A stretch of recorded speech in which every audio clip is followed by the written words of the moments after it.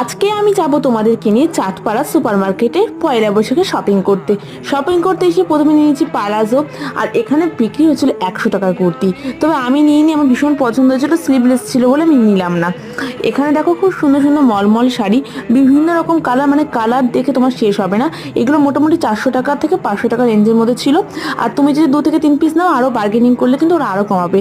অনেকে আগের ভিডিওতে আমার এই মার্কেটের ভিডিও থেকে বলেছিল গ্রামগঞ্জে এরকম হাট বসে, ভালো লাগে দেখতে, তবে এটা হাট নয়, এটা সুপার মার্কেট। শহর গ্রাম সব জায়গাতেই আছে পাইকারি রেটে, যেখানে অনেক পরিমাণে জিনিস সেল হয়।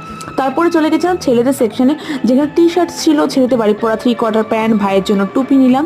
আর এখানে দেখো কি সুন্দর হাকোবা ব্লাউজ, সব্যসাচী নেকের ব্লাউজগুলো 300 টাকা রেঞ্জের মধ্যে।